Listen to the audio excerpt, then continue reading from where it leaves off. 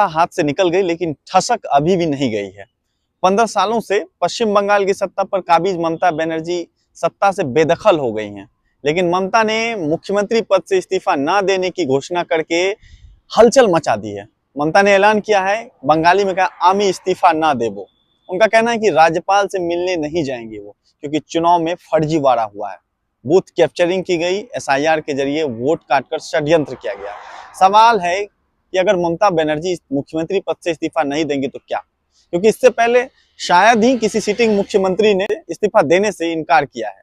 देखिए, यहाँ संवैधानिक और वैधानिक स्थिति जो है बिल्कुल स्पष्ट है, परंपराएं भी स्पष्ट है, क्योंकि चुनाव के औपचारिक रिजल्ट आने के बाद पूर्व मुख्यमंत्री के मन पर निर्भर नहीं करता है कि वो इस्तीफा देंगी या नहीं, बल्कि एक संवैधानिक प्रक्रिया है, उन्हें जाना ही पड़ेगा।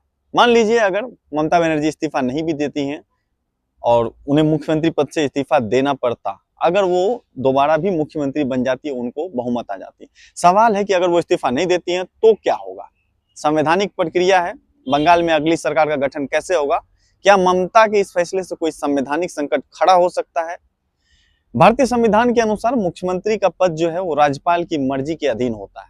आर्टिकल 164 के अनुसार राज्यपाल ही सीएम की नियुक्ति करते हैं। यदि मुख्यमंत्री चुनाव हारने के बाद इस्तीफा देने से इनकार करें तो गवर्नर सीएम को बर्खास्त कर सकते हैं, उनके पास अधिकार है। अगर ममता बनर्जी सीएम पद से इस्तीफा देने से आनाकानी करती हैं तो राज्यपाल के पास आर्टिकल 164 के तहत ये पावर है कि वो पूरे सरकार को, मंत्रिमंडल को भंग कर दे। देखिए, यहाँ पर एक साफ तौर पर ममता बनर्जी एक पॉलिटिकल मैसेज देने की कोशिश कर रही हैं अपने वोटर्स को और अपने समर्थकों को कि वो हारने वालों में से नहीं है, वो लड़ने वालों में है। क्योंकि ममता की तो एक छवि रही है पश्चिम बंगाल में, फाइटर की छवि रही है। पूरा देश जानता है कि ममता बनर्जी एक फाइटर है और वो लड़ती भी उसी अंदाज में अपने विरोधियों से।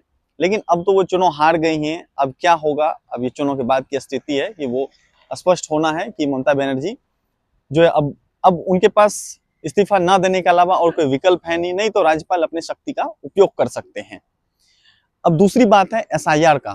ममता बनर्जी का कहना है कि एसआईआर में, हाँ ये बात है कि एसआईआर में जो 27 लाख मतदाताओं के नाम कटे थे, कुछ सीटों पर लगभग 3 दर्जन सीटें ऐसी है कि जहां पर एसआईआर में जितने वोट कटे उससे कम वोटों से ही बीजेपी के उम्मीदवार वहां जीते हैं। तो उनका एक आरोप है कि एसआईआर के जरिए हमारे वोटरों के नाम कटवाने का एक षड्यंत्र था। आपको ये वीडियो कैसा लगा हमें कमेंट सेक्शन में जरूर बताइए।